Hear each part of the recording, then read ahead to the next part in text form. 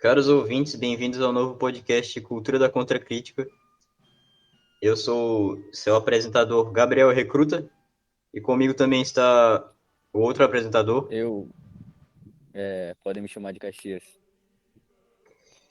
E o tema principal desse programa barra podcast é falar sobre história, mas também sobre atualidades e sobre o que der vontade de falar, mas principalmente história.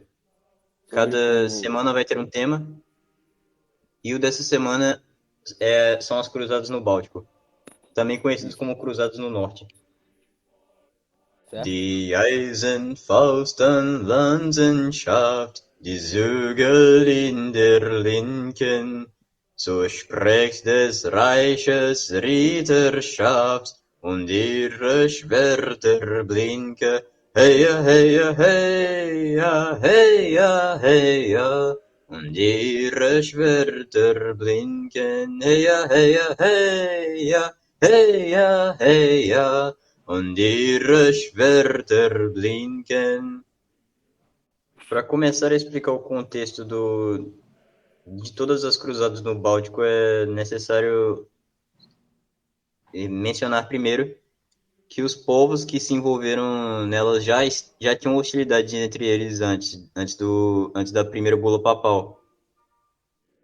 Mas, certo, durante a Segunda Cruzada, que, que foi decretada em 1146, se não me engano, os nobres do norte da Europa convenceram o Papa a estender essa cruzada para também as terras deles, as terras do norte da Europa, que a primeira campanha foi lutada contra os vândalos, que era um povo eslavo ocidental. Aí do lado da cristandade estavam os dinamarqueses, que tinham sido convertidos relativamente recentemente, e os saxões, que eram um povo germânico, que já tinham um tempo maior de conversão. Além disso, também participaram alguns nobres poloneses, mas ficou restrito basicamente aos saxões e aos dinamarqueses. É relevante mencionar também que os dinamarqueses, eles tinham dois herdeiros que estavam lutando entre si em uma guerra civil, só que com o advento dessa cruzada, eles se uniram, eles pararam de brigar entre si para lutar contra os vandos. Contra os vandos eram pagãos, obviamente. Certo. A primeira incursão, que foi em 1147, tecnicamente foi uma vitória, só que não foi vista como um sucesso na época, porque o objetivo era a vitória total, era conquistar todas as terras e converter todos os vandos. Todo... Vale lembrar que não eram só os vandos, mas eles meio que lideravam uma aliança de povos pagãos e eslavos. Mas certo, o objetivo era converter todos eles e não foi alcançado isso porque o rei Niclote dos Vandos ele empregou uma tática de atrasar o exército inimigo, que acabou fazendo com que eles não pudessem avançar tanto e acabou se rendendo em termos mais ou menos favoráveis, que ele só teria que libertar alguns escravos e pagar tributos, além de alguns soldados, de alguns pagãos que se renderam que acabaram se convertendo. Mas não foi uma vitória total e isso fez os cristãos perderem interesse em cruzados naquela região por cerca de uma geração. Mas, por mais que não tenha sido visto como uma vitória, essa primeira campanha foi muito importante no sentido de formar as bases de uma aliança que seria muito importante no futuro, porque esses povos eram inimigos antes e eles não tinham nenhum histórico de aliança praticamente. E essa primeira incursão criou essa base. Vale lembrar que, por mais que no futuro seriam os teutônicos, eram um povo tecnicamente diferente dos saxões, ambos eram germânicos, então eles não eram vistos como tão diferentes assim. E eles acabariam colaborando com os dinamarqueses e poloneses também nessas cruzadas. Mas certo,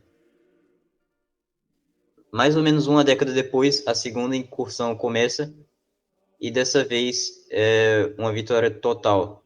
O rei Niclote dos Vandos é morto e isso fortalece muito a posição de ambos os reinos saxãos e do reino da Dinamarca.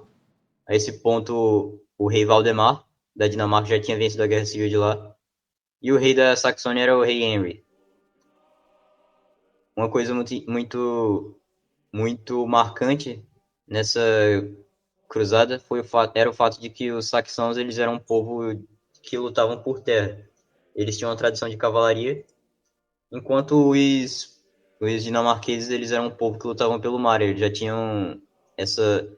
Ele vinha dos vikings essa coisa de lutar por navios. Eles ou era completamente naval ou eles desembarcavam perto de algum lugar onde estava o inimigo e atacavam por lá. Então eles lutaram dessa forma, com os saxões em terra e os dinamarqueses pelo mar. Com isso, a região do norte da Alemanha, acabou sendo dividida entre os saxãos e os dinamarqueses. Só que eles tiveram discordâncias quanto a qual parte ficaria com quem e acabaram tendo conflitos entre si, mas nada muito grande também. Acontece que pouco tempo depois os eslavos, os vandos, eles se revoltam, só que eles acabam tendo um relativo sucesso por um bom tempo, só que eles acabam perdendo depois de novo. É certo. O tudo todo esse contexto fica muito mais relevante em 1171, quando o Papa ele emite a bula Non Parum Animus Noster, que reconhece a cruzada no norte da mesma forma que as cruzadas na Terra Santa, porque essa cruzada no norte, que nem era tão, que nem na maioria das vezes não recebia o nome cruzada, ela era vista como uma coisa secundária, como nada tão importante assim, basicamente eles viam muito como uma conquista territorial assim, não não tanto quanto como uma guerra religiosa, que era, só que tinha esse tinha essa mistura entre os dois interesses, só que a partir daí essas campanhas foram vistas completamente como guerra religiosa, da mesma forma que as guerras na Terra Santa. Já em 1177, a mesma aliança entre os dinamarqueses e os saxãos derrota os pomerânios, que também eram eslavos. Com isso, eles se expandem em uma região mais ao leste da Alemanha, mais ao nordeste da Alemanha, na verdade.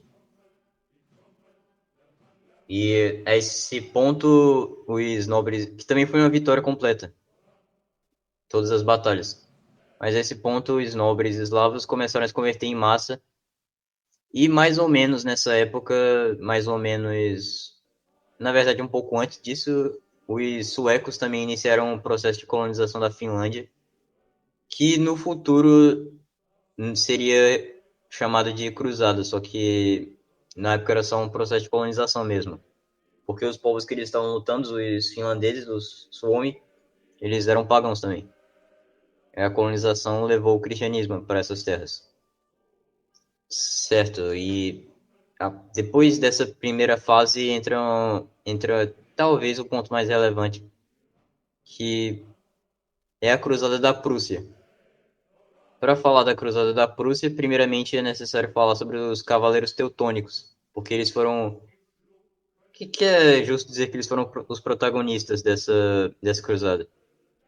Eles eram basicamente a versão alemã dos Templários, tanto que teutônico significa alemão só.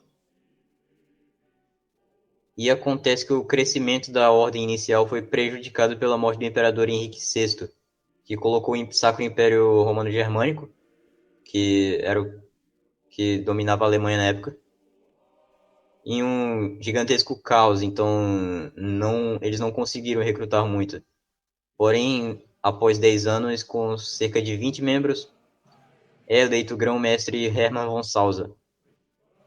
Ele é uma figura muito interessante porque, por mais que ele seja nobreza, ele era uma nobreza baixa, então ele não teria direito natural de entrar em uma ordem como os templários ou os hospitalares, mas como era uma ordem pequena, ele conseguiu. É necessário lembrar que as pessoas muitas vezes acham que tem a noção moderna de que na Idade Média tinha tinha os camponeses que eram a grande maioria da população e tinha a nobreza que era o topo da população, que era uma parte bem pequena e que eles eram uma parte rica da sociedade.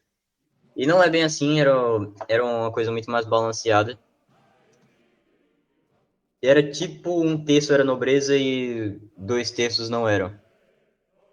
E outra coisa que é muito diferente do que as pessoas pensam é o pensamento de que eles eram ricos. Principalmente no início da Idade Média, não era nem um pouco verdade. Nobre era simplesmente quem ia para a guerra. Eles não tinham riqueza. Alguns acabaram conseguindo depois porque com as guerras eles conseguiam terrenos e eles acabaram conseguindo fazer riqueza depois com esses terrenos, mas no início não era nada disso. Não é certo. O, esse nobre, o Hermann von Salza, era, ele tinha uma habilidade imensa, tanto quanto militar quanto diplomática. E ele se destacou muito no ponto de o príncipe do Império Sacro, do Sacro Império Romano Germânico, nomear ele como outro príncipe também, porque eles não tinham um sistema de sucessão como se tinha nas outras monarquias, ele era nomeado. Yeah. Era mais complexo, mas não vou me alongar nisso por aqui. Mas certo, ele ganha ainda mais destaque na Quinta Cruzada, e o ponto dele é que ele tanto é leal ao imperador, que ele vira o principal conselheiro, e de certa forma vira o melhor amigo do imperador, mas ao mesmo tempo ele consegue manter a ordem dele longe de problemas, porque naquele contexto os outros europeus estavam culpando o Império e o Imperador pelo fracasso da Cruzada. Mas ele conseguiu se manter meio que ao mesmo tempo neutro, mas ganhar a confiança do Imperador. Por mais que eles tenham perdido essa cruzada, ele ganha muito destaque, ele ganha muita fama e a ordem cresce muito. Mas tudo mudaria quando a ordem recebe uma oferta de Konrad de Mazovia, que era um duque polonês, de ir para a região dos Bálticos, de mandar cavaleiros para proteger. Inicialmente era para proteger os territórios dele, mas obviamente eles futuramente iriam entrar no contexto da Cruzada Báltica. Eles iriam começar a Cruzada Prússia. Eles chegam em 1230, liderados por Konrad von Landsberg, mas os reforços que chegam com Hermann Balck, eles são os mais importantes, e tanto que Hermann Balck futuramente lideraria a cruzada na Prússia. Certo.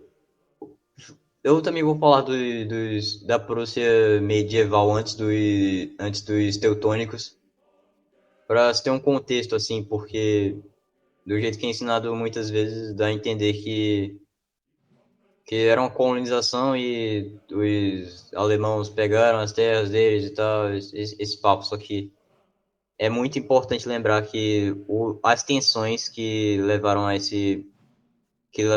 à adesão dos povos do norte da Europa a essas cruzadas vinham do fato de que os pagãos da Prússia, especialmente da Prússia, eles constantemente atacavam os outros povos, e isso inclui os povos cristãos da região.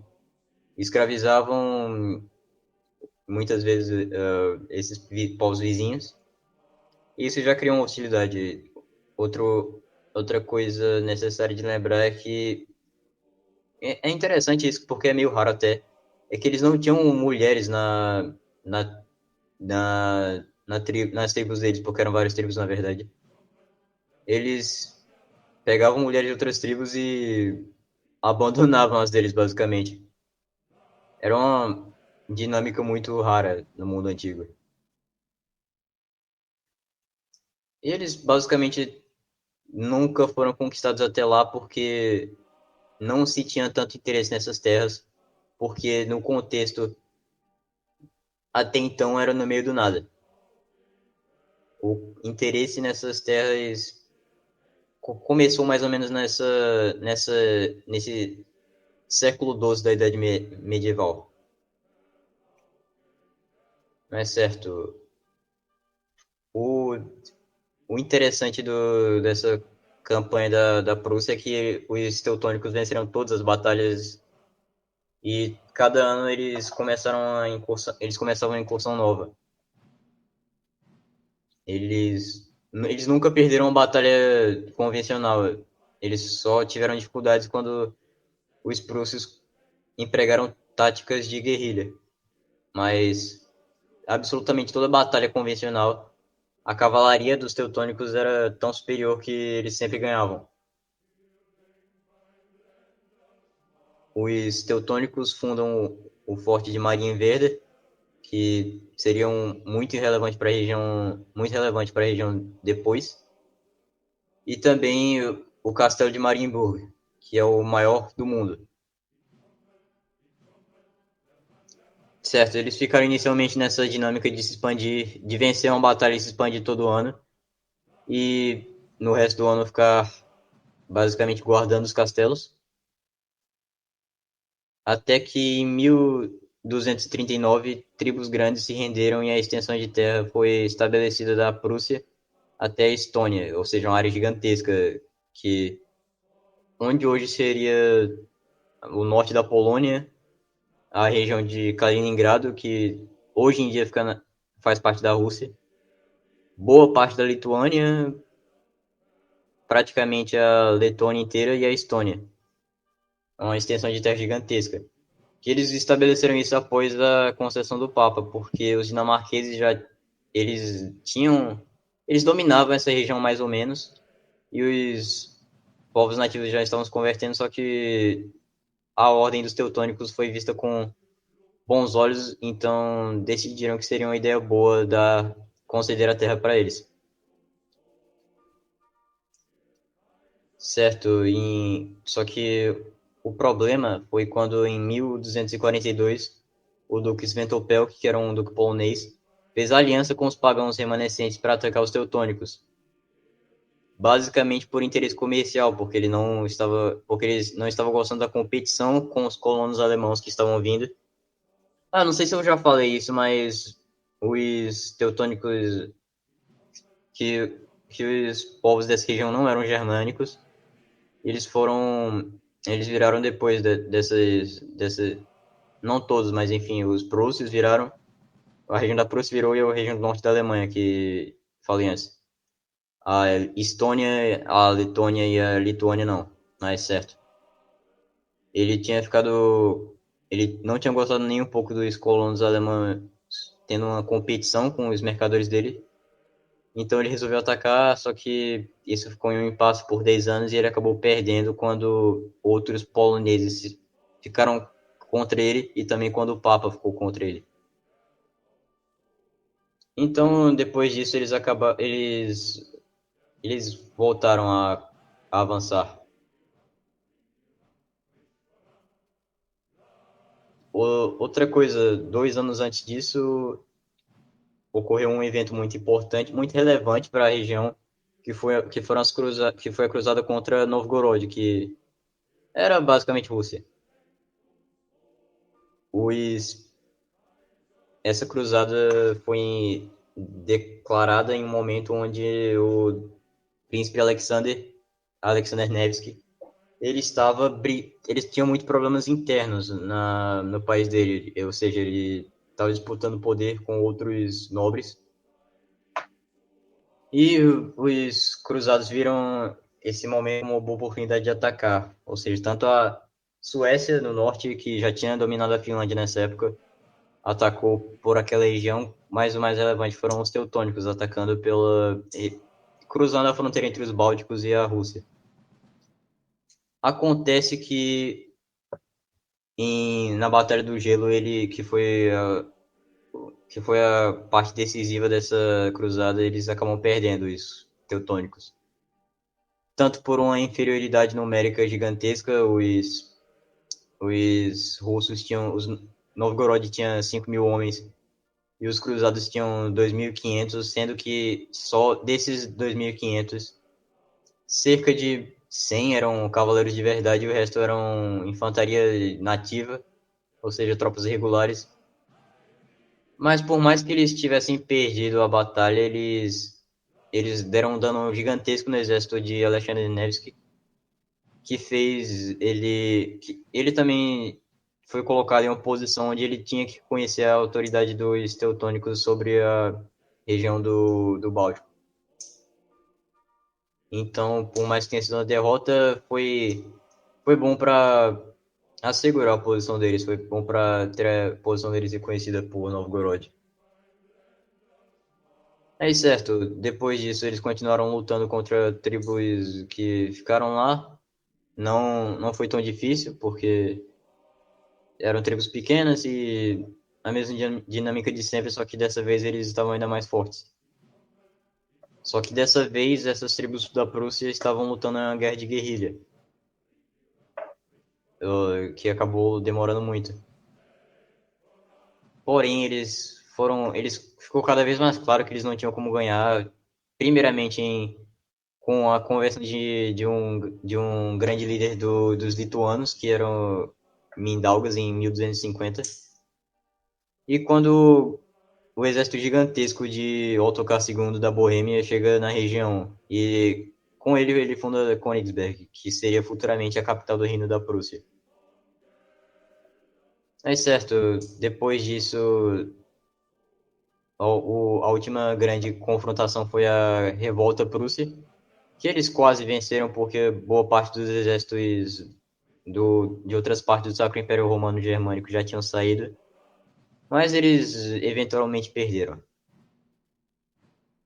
A esse ponto, basicamente todos os povos da região já estavam conformados e foi estabelecido foi assegurada a extensão de terra dos Cavaleiros Teutônicos, que foi um estado cruzado basicamente, porque era uma ordem militar que administrava a terra. Esse Agora eu vou explicar por que todos esses eventos foram importantes.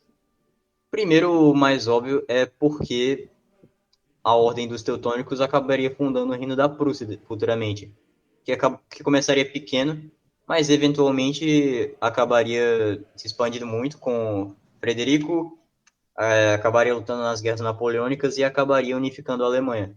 Ou seja, sem essa sequência de eventos das Cruzadas do Báltico, não teria isso. Também isso formou os estados dos Bálticos. Não só, não só, não só formou as fronteiras deles, quanto meio que a identidade deles começou aí, porque antes disso eles eram só tribos. Em relação aos povos mais ao leste, como os estônios, os letônios e os. Eu falei letônio, só que na verdade o nome da época era Livônios, se eu não me engano. E aí, e os lituanos, eles continuaram tendo uma identidade própria. Já no norte da Alemanha, os vendos, os pomerânios e os prussos também, eles foram colonizados pelos germânicos. A versão moderna que gostam de citar é que esses povos foram exterminados pelos cruzados, mas não é bem assim. Simplesmente os colonos alemãos tinham um número muito maior e eles só assimilaram a população mesmo, tanto que até hoje existe um grande componente genético no, nas populações germânicas que viviam nessa região do grupo dos prússios e dos eslavos também. Existe componente eslavo gigantesco na Alemanha hoje em dia. E aí, outro ponto importante é que meio que o, o príncipe Alexandre Nevsky, depois disso, ele virou um grande símbolo para a Rússia de um cara que venceu uma batalha grande e foi importante para a formação do país. Sendo que ele estava em uma superioridade numérica gigantesca, mas mesmo assim é o ídolo deles. Aí, tanto que no futuro, com o advento da União Soviética, a visão dele foi basicamente de um, quiseram muito passar a visão de que ele era um rei do povo que liderou os camponeses para lutarem contra uma ordem elitista que era os teutônicos, só que não era bem assim, eles tinham mais ou menos o mesmo nível. E, inclusive, no exército dele tinha muito mais nobre do que no dos teutônicos, sendo que, considerando que na Batalha dos Geus em si, foram cerca de só 100 cavaleiros de verdade, porque eles estavam ocupados guardando os fortes da região gigantesca que eles controlavam. Mas certo, além disso, é necessário também citar a influência na formação da Finlândia, porque, por mais que não tenha tido tanto destaque nesse vídeo, ela basicamente foi formada aí com a colonização sueca.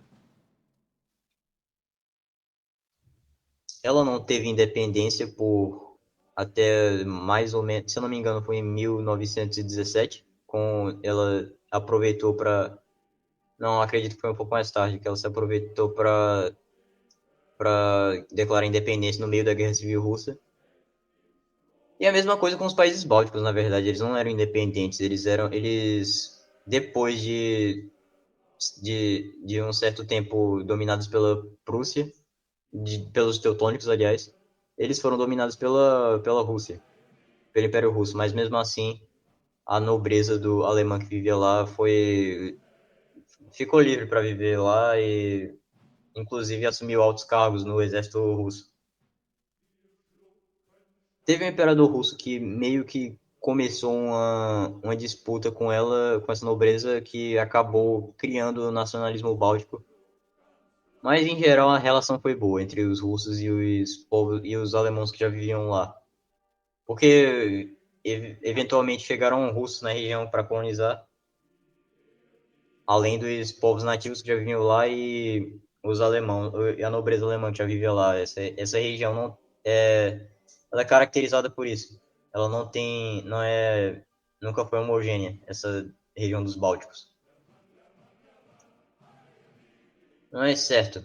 O ponto, basicamente, é que a visão moderna que esse podcast, obviamente, vai atacar, diz que os povos diz que os cristãos basicamente atacaram os povos bálticos por motivo nenhum, como sempre, né? Por motivo nenhum. E obrigaram eles a seguirem o modelo cristão e tal. E isso foi ruim, mas, primeiro, a motivação para tanta adesão a essa cruzada foi o fato de que esses povos já estavam atacando muito os povos ao redor. Segundo que dessa colonização, eles não tinham nem língua escrita direito. Eles eram completamente primitivos, eles não tinham estrutura feudal, eles mal tinham agricultura. Ou seja, eu diria que se eu fosse um cidadão do Báltico, eu ficaria muito feliz pelos teutônicos terem chegado, pelos cruzados terem chegado. E é isso. Esse é o ponto principal. E agora, indo para notícias da semana. Outra Não coisa, tinha nenhuma. primeiramente, não, eu vou explicar o nome do podcast depois, porque eu quero deixar o ouvinte esperando. Eu quero deixar os 20 ouvintes que Certo. vão ouvir isso esperando. Mas é isso. Agora vamos às É, notícias da semana.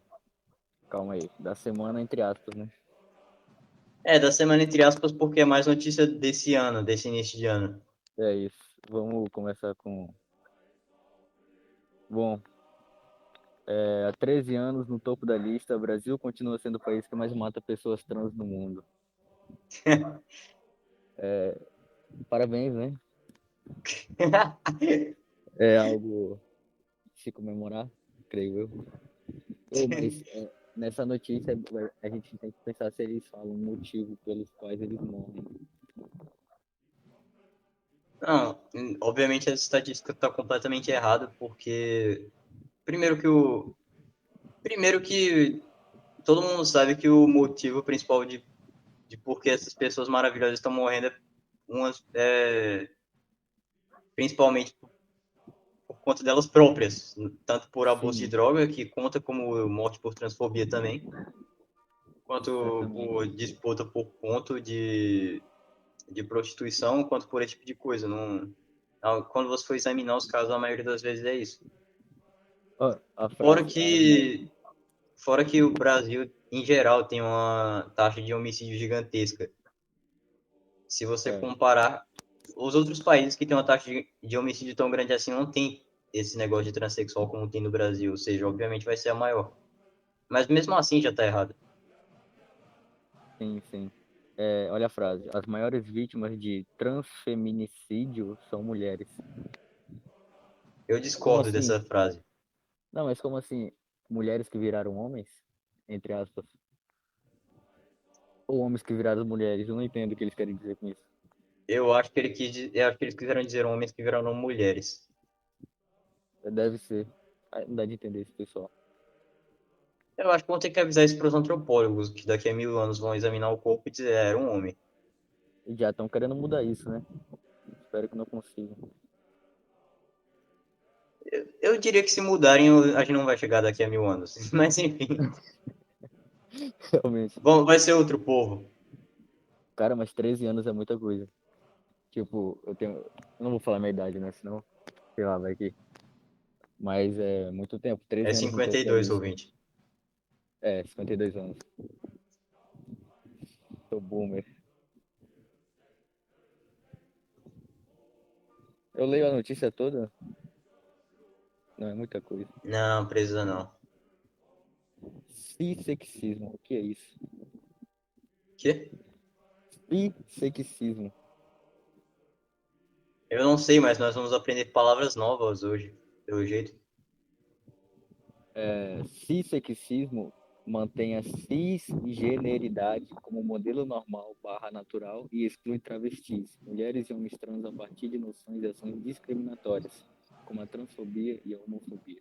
Ué, Com outra palavra que certeza. sempre dá na mesma coisa. Tem muita palavra para falar a mesma coisa. Realmente, Isso é um grande sinal de sobre. incoerência, quando uma pessoa tem muita palavra para querer dizer a mesma coisa e se alonga muito falando o mesmo conceito, geralmente quer dizer que ela está errada, mas certo. Movendo para a próxima notícia, qual é mesmo? Deixa eu ver. Bolsonarista xingou músico negro de macaco após agredir duas mulheres em São Paulo. Pô, só tem notícia assim. Só tem ações dos ouvintes. Realmente, eu quero dizer que não fui eu que fiz isso. Tá bom, eu queria dizer que não fui eu também. Tá, se bem que foi tu. Vixe. Mas é interessante como ele sempre intitula como bolsonarista, se for bolsonarista de fato. Mas se digamos, um petista faz algo do tipo, eles escondem isso. Com certeza. Vamos para outra.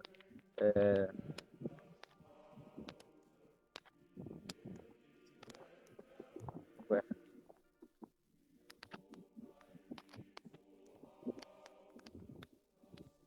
nossa, cara, não tem tanta notícia assim. Pensei que eu tinha separado mais.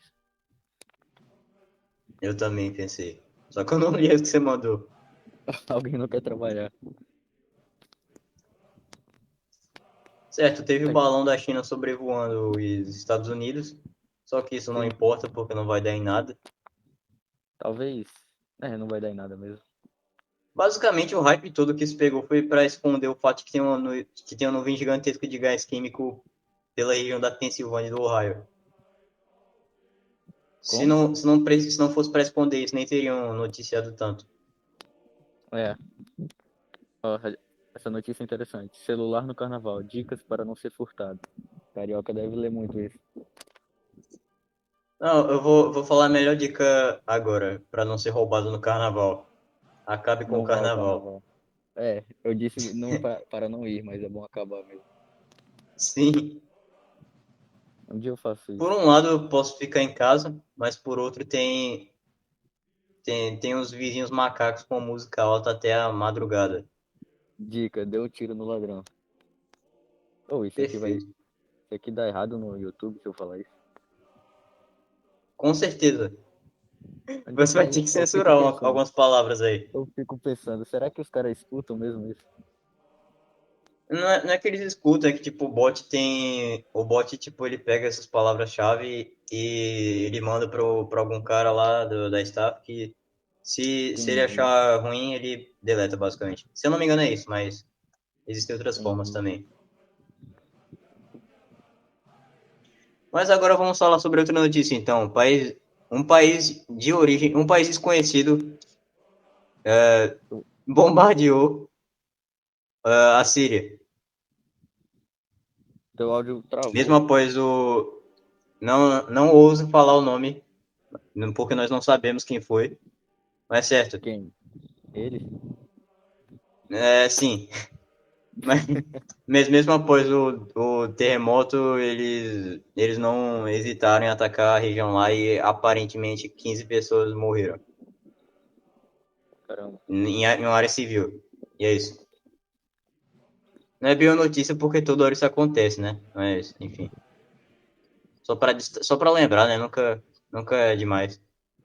Toda É, hora um país desconhecido ataca o Oriente Médio.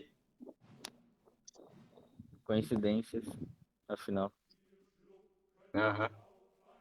E uma coisa relevante de lembrar aqui é que no início da guerra entre a Ucrânia e a Rússia, tinham cerca de 200 mil soldados mais ou menos 200 mil de cada lado, por aí. Agora, são, pelos números que eu vi, porque existem muitas fontes diferentes, tem mais ou menos 600 mil da Ucrânia e acabaram de ser mobilizados mais 500 mil da Rússia. Se eu não me engano, já tinham. O número total é maior do que isso. Ou seja, isso está se escalando muito. Eu esperava que o número total de tropas fosse diminuir com o tempo, por não ter como, mas aparentemente os caras realmente querem prolongar isso. Com os caras, eu digo pessoas de origem desconhecida, Sim. como sempre. É, a gente nós não vamos citar esse nome aqui, até porque não Não, queremos. não tem nome, porque não tem nada em comum entre as pessoas que mitigam É, guerra. realmente. Não há nada em comum, mas não pesquise a fundo. Uhum. Olha, eu ia explicar no episódio seguinte, mas eu vou falar logo para encher espaço mesmo. O Que nome, o nome o do canal significado. basicamente é Cultura da Contracrítica, porque Cultura da Crítica foi um livro escrito para atribuir a crítica que certas pessoas que não têm nada em comum fazem aos valores ocidentais de, das tradições, da religião, do cristianismo, basicamente tudo que faz parte da tradição ocidental, que se deu por meio da Escola de Frankfurt, que com certeza, como vocês já sabem, foi liderada por intelectuais que não têm nada em comum, de origem desconhecida. E, certo, o objetivo desse podcast é criticar essa cultura. Nós vamos criticar esses caras. Nós vamos criticar É, as noções deles e nós vamos colocar as nossas próprias noções. É por isso que é cultura da contracrítica, porque é contra a crítica. interessante. Eu não sabia ainda. Aí, Poderia tem- ser golpista cast, só que o YouTube ia derrubar só pelo nome. Talvez ele derrube. Eu não sei, é difícil não ser derrubado pelo YouTube hoje em dia. é um saco lá. Aham. Provavelmente vai ter umas 20 visualizações e se tiver, sei lá, mais, vai ser derrubado mesmo. Aí, a gente poderia pensar no episódio para falar sobre o adrenocrome. Aquela substância usada pelos holidianos. A gente fala isso depois do tema. Qual o tema? Algum tema, tipo, a gente fala sobre algum. O da semana que vem vai ser sobre. Vai ser sobre. União. Em Brasil holandês, a invasão holandesa. Sim, sim. E aí a gente fala sobre isso depois Cara, do eu tava tema. pensando, para falar sobre o Brasil holandês, eu tenho que falar sobre a União Ibérica, explicar todo o pré-contexto, depois o contexto para poder entrar. Ou já entro logo com as Acho que invasões? sim. Então eu tenho que explicar, né? Acho melhor Bem, explicar o contexto. até porque a Holanda era amigo de Portugal, né? Se você for pensar no contexto das refinarias de açúcar. Mas eu não vou falar mais isso agora, porque é só no próximo episódio. Eu acho que já deu um tempo bom de podcast, então é isso. Até semana que vem, ouvintes. É isso. Willkommen, willkommen.